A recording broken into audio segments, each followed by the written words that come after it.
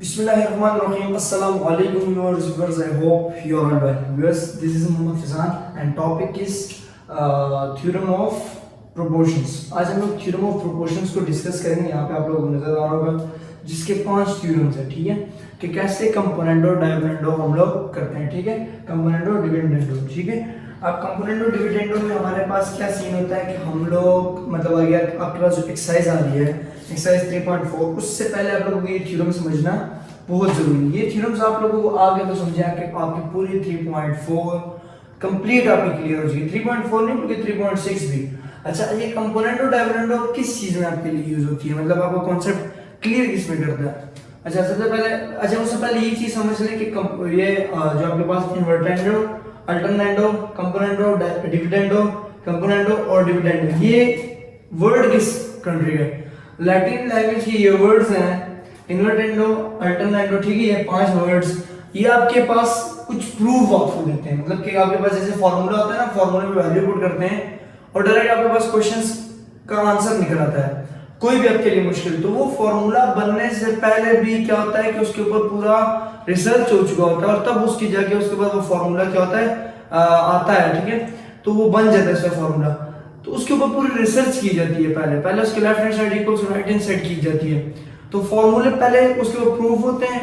Proof होने के बाद मतलब देखिए इसके ऊपर रिसर्च ऐसे हो जाती है कि आपके ये मतलब कुछ भी आप उसके अंदर पुट करेंगे तो आपकी left hand side equals right hand side आ जाती है. मिसाल के तौर पे आपके ही बुक में 9th क्लास की बुक में जैसे आप पढ़ गए हैं, आप लोग जिसमें मैट्रिसेस पढ़ते हैं कि A B equals to B है या मतलब मल्टीप्लाई मैट्रिसेस करते हैं, तो आपके पास left hand side equals right hand side आ गया.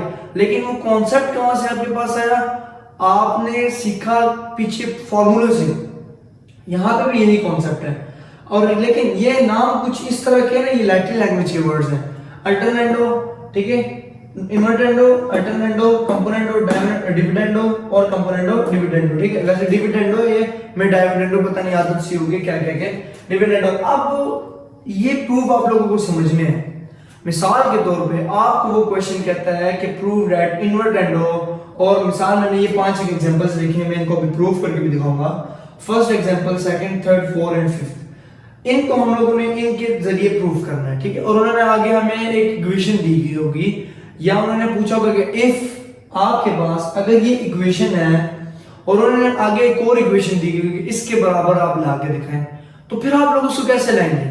फिर आपके जहन में जब ये अगर रेशो का कॉन्सेप्ट आ गया और आगे उन्होंने कोई बात पूछ ली, मिसाल के तौर पे जैसे अगर आपको मैं ये बुक के ऊपर एक कॉन्सेप्ट दिखा दूं, तो वो बुक है, जैसे आप लोगों को अगर नजर आएगा, if 3m equals to ratio 2n is equals to p ratio 2q, then 2n ratio 3m equals to 2q ratio p. मतलब क्या मैं ये चीज बना के दिखाऊं, तो आप लोग फिर क्या करेंगे? इसमें कंफ्यूज होने वाली बात नहीं है, इसलिए कि आप लोगों ने फिर ये प्रूफ याद कर लेना है, ठीक है. अब ये प्रूफ मैंने यहाँ पे लिखे हैं. सबसे पहले तो हम लोग इन प्रूफ पे डिस्कस कर लेते हैं डिटेल के साथ. अब इन्वर्टेंडो की तरफ आते हैं. वो कहता है इफ अगर आपके पास a रेशो b है, a कुछ भी हो सकता है, a आपके पास आप मान ले आपका नाम भी हो सकता है, a आप मान ले कोई इक्वेशन भी हो सकती है, ठीक है, a आप मान ले किसी जगह का नाम भी हो सकता है. मैं एग्जांपल दे रहा हूं. तो आपके पास a ratio b as a variable use हो रहा है कि आपके पास a रेशो b, आपके पास कोई 2 टर्म्स होंगी. रेशो का मतलब मैंने आपको पहले बताया था डिवाइड. रेशो का मतलब क्या है? डिवाइड, ठीक है. मैं यहां पे लिख भी देता हूं, ratio equals to divide, sorry ratio is form and proportion mean equal, ठीक है. ये चीज आप लोगों को पता होनी चाहिए. अब इसके आगे कॉन्सेप्ट की तरफ आते हैं. अगर a रेशो b बराबर है c रेशो d के, तो इन्वर्टेंडो के अंदर आप लोग क्या करेंगे कि आप लोग देन उसको ऐसे भी लिख सकते हैं, b ratio a equals to d ratio c. अब कितना आसान हो गया. अब ये मत समझिएगा कि ये जो है ना, जो हमारे पास खुद ही से ही आ गया, खुद से नहीं आया. इसके ऊपर पूरी रिसर्च की गई, पूरे इसके ऊपर प्रूफ हैं, प्रूफ पड़े हुए हैं. जैसे मिसाल के तौर पे हम लोगों ने 2.3 2.4 वाला की थी इसी बुक की, जिसके अंदर आप लोग ओमेगा की वैल्यू को लिखते हैं. ओमेगा की वैल्यू -1 प्लस अंडर रूट, ये जो आप लोग लिखते हैं. अब हम लोग क्या कहते हैं जब पढ़ाते हैं, हम लोग कहते हैं इसको याद कर लो. मिसाल अक्सर टीचर्स ये कहते हैं कि इसको क्या कर लो, याद कर लो. मगर वो याद करने वाला नहीं, वो प्रूफ है. अच्छा, वो प्रूफ आया कहां से? वो प्रूफ आपके पास क्वाड्रेटिक फॉर्मूले से है. हम लोग क्वाड्रेटिक फॉर्मूले को सिंप्लीफाई करते हैं, जब हम लोग सम के ऊपर आते हैं तो a प्लस बी करते हैं, अल्फा प्लस बीटा, और जब हम प्रोडक्ट के ऊपर आते हैं तो अल्फा बीटा करते हैं। तो वो प्रूफ वहां से हो चुका है। तो आप खुद बताएं, क्वेश्चन होगा 2 नंबर का, आप पहले वो प्रूफ करेंगे, फिर वो, तो जितना आपसे पूछा जाता है आप सिर्फ उसकी सिंप्लीफिकेशन को बताते हैं। अगर वो आपसे प्रूफ पूछ ले, आप लोगों को प्रूफ भी बताना होगा। अगर आप लोगों को इनके प्रूफ वगैरह भी चाहिए तो हम लोग इसके ऊपर पूरी रिसर्च करेंगे, पूरी वीडियो बनाएंगे, आप मुझे कमेंट बॉक्स में बता सकते हैं, हम उसको भी लेके चलेंगे। अच्छा, इन्वर्टेंडो के बारे में आप लोगों के ये जो कॉन्सेप्ट है क्लियर हो चुका है, ठीक है। आप लोगों के पास अगर if a ratio b equals to c ratio d है तो आप उसको इस फॉर्म में लिख सकते हैं। अब हम लोग आते हैं इसके एग्जांपल के ऊपर, ठीक है, ताकि इन्वर्टेंडो हमारे कॉन्सेप्ट मुकम्मल क्लियर हो जाए। अब पहले जैसे एग्जांपल 1 है ये वाला, कि इफ आपके पास 3 ratio 3m ratio 2m equals to p ratio 2p है, ये चीज है। देन आप लोगों ने बनाना क्या है, जैसे अभी मैंने आप लोगों को बुक से बताया, मैंने ये लिखा नहीं, जगह नहीं थी, आप लोगों ने देन जो चीज क्लियर करने वाला है, कॉन्सेप्ट ऐसे क्लियर करने वाला है कि अब आप लोगों को क्वेश्चन दिया गया ये क्वेश्चन है, आप लोगों को कैसे पता चले कि इसको हम लोग कैसे प्रूव कर सकते हैं। तो आप लोगों के ज़हन में इन्वर्टेंडो आना चाहिए। तो हम लोग क्या करेंगे, यहाँ पे मैं सॉल्यूशन की तरफ आऊंगा, डायरेक्ट स्टेप करूंगा कि अप्लाई, ठीक है, इन्वर्टेंडो, ठीक है। अब इन्वर्टेंडो क्या कहता है कि a ratio b equal to c ratio d किसके बराबर है, a ratio c, sorry b ratio a equals to d ratio c। आप लोग इसको इस फॉर्म में लिख सकते हैं।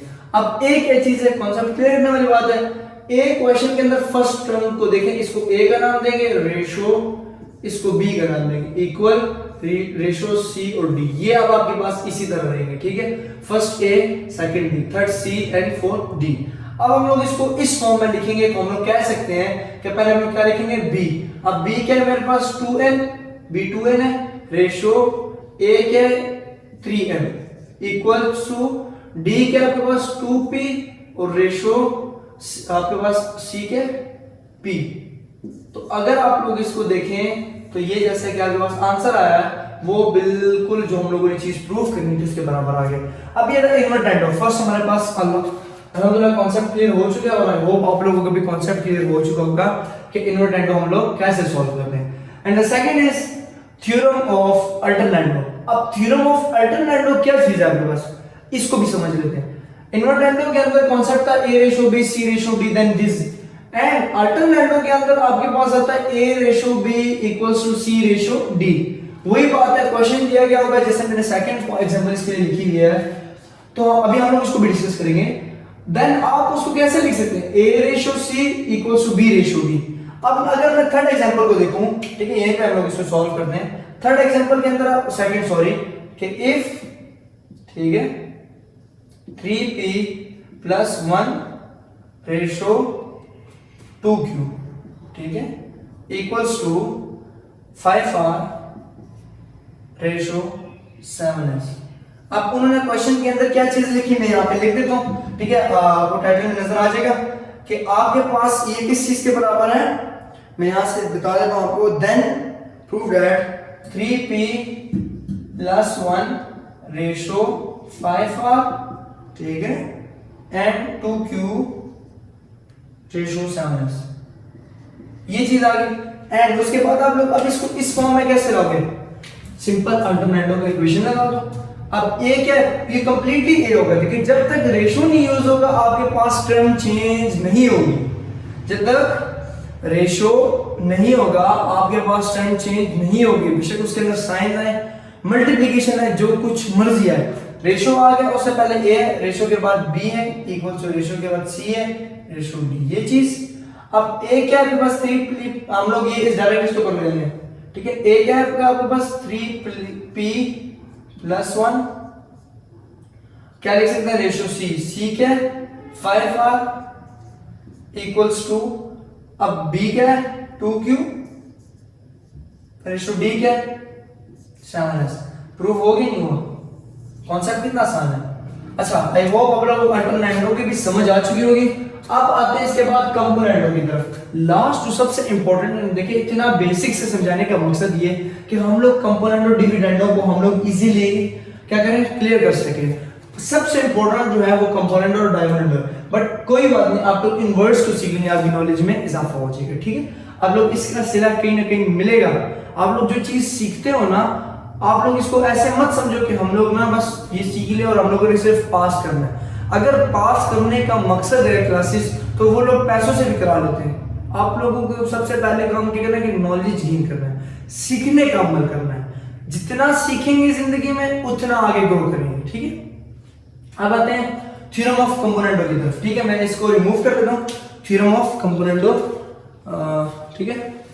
मैं ये क्वेश्चंस को रिमूव कर देता हूँ ताकि हम लोग इसके थ्योरम ऑफ कंपोनेंटो को भी डिस्कस कर सकें। अब आ जाती है बात जी किसके हमारे पास, कंपोनेंटो की। कंपोनेंटो कहता है कि अगर दो बातें यहाँ पे लिखी जाती है, अगर आपके पास a plus B ratio b है, जैसे मैंने एग्जांपल नंबर 3 लिखा कि आप लोग क्या a में, पहले आपके पास एग्जांपल ये कि इफ, मैंने ये इसलिए इधर लिखा था वो प्रूव है उसको, ये इसका प्रूव है, ठीक है।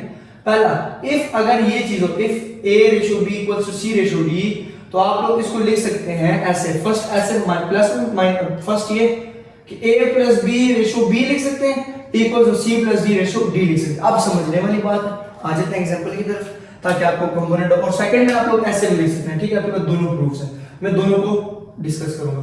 अब फर्स्ट इसकी तरफ आते हैं, ये रिमूव करके यहां पे लिख लेता हूं, divide equals to ratio equals to proportion, ठीक है। ये दो कांसेप्ट आप लोगों ने प्रोपोर्शंस के लिए याद कर लेंगे।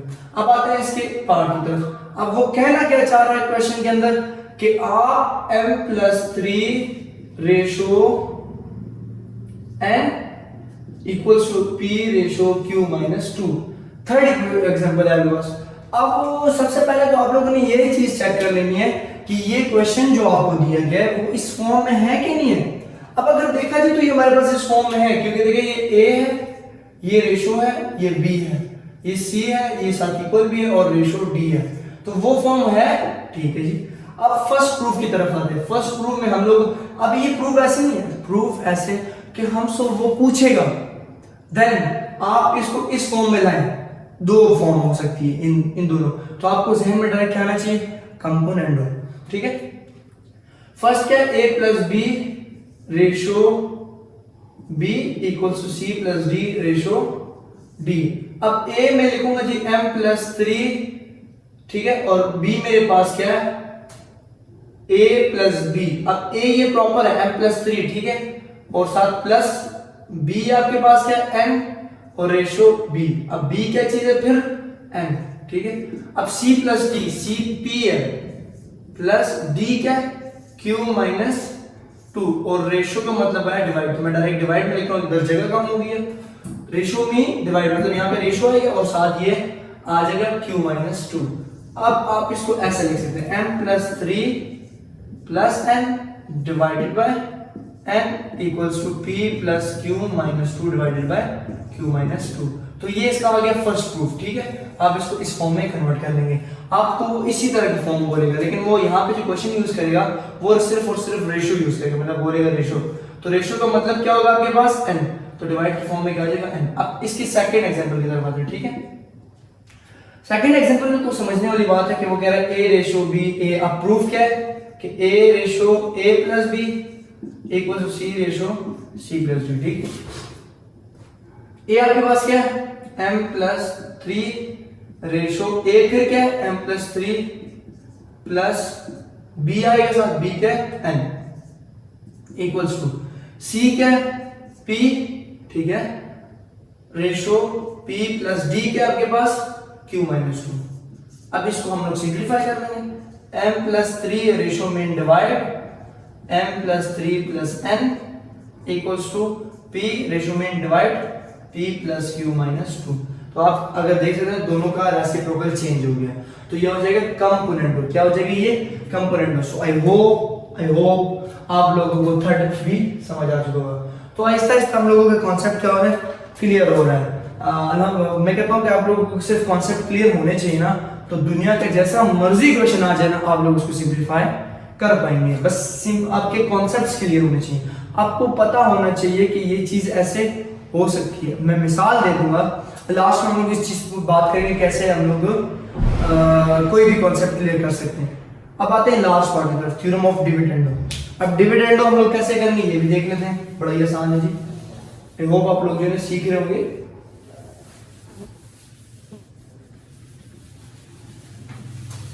ठीक है, अब डिविडेंडो की तरफ आते हैं। डिविडेंडो में हमारे पास फिर दो बातें हो गई, इसके लिए मैंने फॉर एग्जांपल लिख दिए।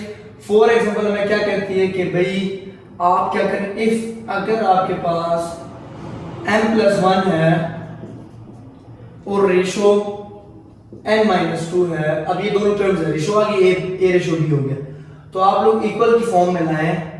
थोड़ा क्वेश्चन लेंथी है, 2p - 3q, ठीक है, +2, ये अब एक टर्म है, ठीक है, c है प्रॉपरली, और रेशो क्या है 3q + 1, ये चीज है। अब देखें इसके ऊपर भी ये दोनों अप्लाई होंगे। अब ये आपके पास a कहला रहा है, ये b कहला रहा है, ये c कहला रहा है, ये टोटली, और ये d कहला रहा है। अब वही फॉर्म बनी हुई है, a ratio b c ratio d। अब हम लोग सबसे पहले प्रूफ करेंगे, तो प्रूफ क्या है कि a - b ratio b = c - d ratio d, ये चीज आ गई है।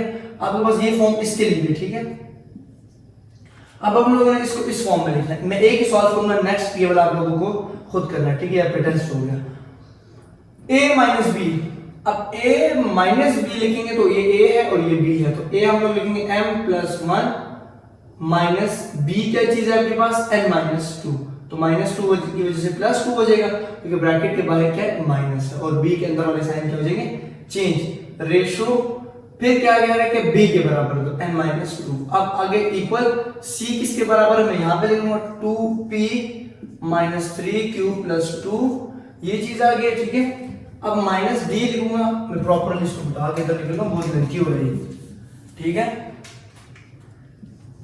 2p - 3q + 2, ठीक है, माइनस, अब d के सारे साइन चेंज होंगे, 3q - 1, ये देखिए प्लस के तो माइनस के हो गए, और रेशो में क्या आ जाएगा d, तो 3q + 1। अब इसकी आती है सिंपलीफिकेशन की बारी, जैसे हम लोग m - n को साथ लिखेंगे, m - n और 1 + 2 3 हो जाएगा, और रेशो मतलब डिवाइड n-2 इक्वल्स, यहां पे आ जाएगा 3p - 3q, तो -1 क्यों रह जाएगा, नहीं सॉरी 3p, अब इधर p कहीं पे भी नहीं, ये पूरी इक्वेशन में p नहीं है, तो हम लोग लिखेंगे 2p - 3q -6q हो जाएगा, और +2 2 - 1, तो ये 2 - 1 कांस्टेंट से होता है, और जो है ना वेरिएबल से, तो यहाँ पे क्या आ जाएगा +1 डिवाइड में क्या आ जाएगा 3q + 1। ये था डिविडेंडो। ये डिविडेंडो का एक कॉन्सेप्ट मैंने आप लोगों को बता दिया कि आप लोग इसको ऐसे सॉल्व कर सकते हैं। अब लास्ट में होता है थ्योरम ऑफ कंपोनेंडो और डिविडेंडो। मोस्ट इंपॉर्टेंट टॉपिक आपके पास ये है कि आप लोग जब 3.4 को सॉल्व करते हैं ना, वहां पे आप लोगों को बोलता है कि अब मैं क्वेश्चन पढ़ के बता देता हूं कि प्रूव दैट कंपोनेंडो डिविडेंडो या यूज थ्योरम, हम लोग इसको थ्योरम का नाम लेंगे। अगर वो बोले यूज थ्योरम ऑफ इन्वर्टेंडो ये होगा, यूज थ्योरम ऑफ अल्टरनेंडो ये होगा, ये लास्ट में इंपॉर्टेंट जो कि सारे क्वेश्चन उस पे सॉल्व हैं, यूज थ्योरम ऑफ कंपोनेंडो और डिविडेंडो। अब कंपोनेंट और डिविडेंडो को हम लोग डिस्कस करते हैं ताकि आप लोगों को इसका कॉन्सेप्ट भी क्लियर हो जाए, ठीक है। आई होप आप लोगों को क्वेश्चंस इजीली समझ आ चुके होंगे, आप लोगों के जो है ना पेपर्स भी ठीक हो रहे होंगे, ठीक है। तो कोशिश किया करें कि सीखने का अमल जारी रखा करें, ठीक है। लास्ट पार्ट है थ्योरम ऑफ कंपोनेंटो। कंपोनेंटो में आपको कहता है कि इफ आपके पास ये फॉर्म होनी चाहिए, a/b = c/d, ये फॉर्म होनी चाहिए। फर्स्ट चीज, अब फर्स्ट क्या है कि आप a + b/a-b लिखेंगे इक्वल्स टू c + d/c-d लिखेंगे। अगर प्लस है तो प्लस करेंगे, अगर माइनस है तो माइनस करेंगे। बात समझ आई आपको? नहीं है, मतलब इन दोनों फॉर्म को आप लोग अप्लाई कर सकते हैं, दोनों प्रूफ आप कर सकते हैं, वो आप पे डिपेंड करता है, ठीक है। डिपेंड आप पे भी करता है, लेकिन डिपेंड क्वेश्चन पे भी करता है। मिसाल के तौर पे जैसे मैं आप लोगों को बता दूं, मैं क्वेश्चन 5 को आपको अगर पढ़ के बताऊं, मैं दिखा देता हूं बल्कि। अब वो मेरे से पूछना क्या चाह रहा है, वो कह रहा है कि इफ आपको नजर आ रहा है m/n = p/q, ये चीज है आपके पास, ठीक है। अब फर्स्ट एग्जांपल देखिए कह रहा है, और आगे फिर कहता है कि then prove that 3m + 7n/3m - 7n, और फिर आगे कहता है कि equals to 3p + 7q/3p - 7q। तो आप लोग इसको अब कैसे लेके चलेंगे, यही चीज आप लोगों ने अब देखनी है। आप लोगों ने प्लस भी करना है, आप लोगों ने माइनस भी करना है, ठीक है। अब आते हैं क्वेश्चन की तरफ। कैसे आते हैं, देखिए कंपोनेंट और डिविडेंड के अंदर मैं सबसे पहले इस एग्जांपल को यहाँ पे लिख लेता ताकि आपको मैं क्लियर समझा सकूं। तो 5 example is m/n equals to p/q, ये चीज आ गई।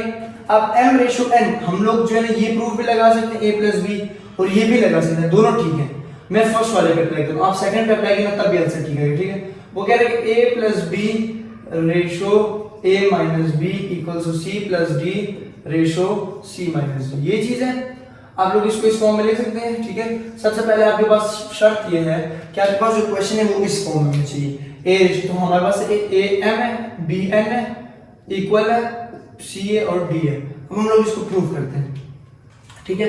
सबसे पहले वो कह रहा है कि आप इसको इस फॉर्म में लिखिए, a क्या m + n b है, और रेशो का मतलब डिवाइड, और क्योंकि यहाँ पे आप लोग पहले लिखेंगे कि अप्लाइंग कंपोनेंट डिविडेंड, ठीक है, डिविडेंड, ये चीज आप लोग लिखेंगे। अब क्या a क्या है m + n divided bye m - n, और p रेशो q को लिखेंगे p + q और p - q। ये आपके पास आ गया कंपोनेंट और डिविडेंड की पहचान। ये आपको प्रूफ का पता होना चाहिए। ये आप दो चीजें बस याद कर लेना, आपको पूरी एक्सरसाइज क्लियर है। ना क्लियर हो तो मैं ये भी हाजिर हूं, ठीक है। अब आते हैं हम लोग इसके आगे कॉन्सेप्ट की तरफ, सही है। अब ये आ गया जी m + n m - n p + q और p - q। हम लोगों ने प्रूफ क्या करना है, वो जैसे मैं आप लोगों को अभी सारा क्लियरली दिखा चुका हूं कि आप लोगों ने इस चीज को प्रूफ करना है, ठीक है। अब हम लोगों ने इसको प्रॉपर्ली क्लियर किया। हम लोग कह रहे हैं 3m + 7n ratio 3m - 7n, तो हम लोगों ने इसको लेके चलना है। पहले तो आपके पास ये फॉर्म आ गई ना, m + n, ठीक है, m + n m - n equals to p + q और p - q। अब हम लोगों ने, क्योंकि देखिए आपको जो प्रूफ नजर आ रहा है उसमें 3 और 7 का नजर आ रहा है। क्या आ रहा है, 3/7 का नजर आ रहा है। मतलब आपके पास प्रूफ के अंदर क्या आ रहा है, 3। वैसे तो कंपोनेंट और डिविडेंड का कांसेप्ट सिर्फ इधर तक है कि आप लोग इसको इस फॉर्म में लिख देंगे, लेकिन आप लोगों ने जो एग्जांपल पिक की है उसमें वो कह रहा है कि आप लोग प्रूफ करो कि आप लोग 3m + 7n ratio 3m - 7n equals to 3p +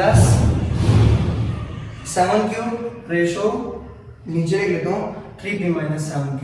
अब आप लोग देख सकते हैं कि 3 और 7 आए, n के साथ क्या है 3 और n के साथ क्या है 7। अगर मैं इसको ऐसे लिखूं, मिसाल के तौर पे सवाल है ना, m / n ratio p / q, और हम लोग लिखते हैं कि 3/7, क्योंकि 3m के साथ है तो 3 इसके साथ मल्टीप्लाई करो और इसके साथ 3, फिर इधर भी मल्टीप्लाई करो उधर भी, तो हमारे पास यहाँ फिर क्या है 3m + 7n फिर 3m - 7n, फिर इसी तरह यहाँ पे 3p + 7q और 3p - 7q, ठीक है। अब इसको आप लोग आगे इसको लेके जा सकते हैं, ठीक है। तो ये आपके पास देखिए वो फॉर्म बन गई 3m + 7n, तो और ये चीज आप लोगों के पास प्रूव होगी। तो आप लोग अपने आप से मल्टीप्लाई भी कर सकते हैं, लेकिन अपने आप से ऐसे नहीं, जैसे मैंने आपको पहले कहा था कि आपके पास पिछला स्टेप सेटिस्फाई होना चाहिए। तो पिछला स्टेप कैसे सेटिस्फाई होगा, हम लोग लिखेंगे 3/7 मल्टीप्लाई में बोथ साइड, ठीक है, मल्टीप्लाई करते हैं बोथ साइड। अब 3/7 को मैं इस साइड में मल्टीप्लाई कर रहा हूँ, मिसाल 1 के साथ कर रहा हूँ ना, और 3/7 को इधर भी मल्टीप्लाई कर रहा हूँ। अब देखिए ये इधर प्लस का 3/7, इधर भी प्लस का, तो अगर इसको मैं इधर शिफ्ट करूंगा तो 3/7 - 3/7 इधर तो रह जाएगा क्योंकि 0 हो गया, ठीक है। 0 अगर नहीं भी रहता तो 1 का है, ठीक है, 1 रह गया, हाँ नहीं 0 रह गया, चलिए 0 कर देते हैं फिलहाल, क्योंकि हमारे पास 1 मल्टीप्लाई हो रहा है तो मैं एक कॉन्सेप्ट, ये प्लस का ये माइनस नहीं करते तो 0 = 0। तो हम लोग जब दोनों चीजों को प्रूव करते हैं दोनों साइड, तो हमारे पास दोनों बिल्कुल बातें इक्वल होनी चाहिए। अगर एक चीज इधर प्लस हो रही है तो उधर भी प्लस करानी है, मल्टीप्लाई कराना दोनों साइड, तो दोनों साइड से वो चीज खत्म हो जाती है। सो आई होप आज की वीडियो में आप लोगों ने सीखा theorem of invertendo, alternendo, componendo, dividendo, component and dividendo. आज की वीडियो आपके लिए बहुत इंपॉर्टेंट है 3.4 के लिए। सो आई होप आप लोगों ने सीखा होगा, सीखने का अमल जिंदगी में जारी रखें, ठीक है, ये चीज बहुत जरूरी है। देखिए अगर आपकी लर्निंग है ना, क्या होता है आप जिंदगी में लर्निंग करते हैं, क्या करते हैं लर्निंग करते हैं, तो आप लोग जिंदगी में उससे ज्यादा तरक्की कर पाते हैं। क्योंकि देखिए अगर सीखने का अमल आपके अंदर है, आपके पास इल्म है हर चीज का, तो आप लोग कभी धोखा नहीं खाएंगे। इल्म, देखिए हजरत अली का भी कौल है कि इल्म तलवार से ज्यादा मजबूत है, ठीक है। इल्म क्यों क्यों कहते हैं, आपके पास जब इल्म है तो आप दुश्मन को भी चकमा दे सकते हैं, आप दोस्त को भी समझा सकते हैं, आप रिश्तेदारी भी रख सकते हैं, आप लोग सारे कॉन्सेप्ट लेके चल सकते हैं। तो इल्म लाजमी हासिल करें, इल्म जरूरी है, ठीक है। सो ये आज की वीडियो में आप लोगों ने ये सारे थ्योरम्स पढ़े होंगे, थ्योरम ऑफ प्रोपोर्शंस था ये। सो नेक्स्ट वीडियो में इंशाल्लाह हम लोग एक्सरसाइज को डिस्कस करेंगे पूरे डिटेल के साथ, और दो क्वेश्चंस है, दोनों क्वेश्चंस पे अलग अलग वीडियो बनेगी क्योंकि क्वेश्चंस इसके पार्ट्स हैं 8 पार्ट, तो वीडियो बहुत लेंथी हो जाती है, लेंथी से मुराद घंटे तक वीडियो चली जाती है। तो आप कोशिश करें कि मेरे चैनल के साथ जुड़े रहें। 9-10 का तो कोर्स अल्हम्दुलिल्लाह कंप्लीट होने ही वाला है, तो जैसे ही ये कोर्स कंप्लीट होता है तो आप इसको लेके चल सकते हैं। सो नेक्स्ट वीडियो हमारे पास होगी 3.4 की। 3.4 तक के लिए मोहम्मद फैजान को दीजिए इजाजत, दुआ में रखिएगा। अल्लाह हाफिज़।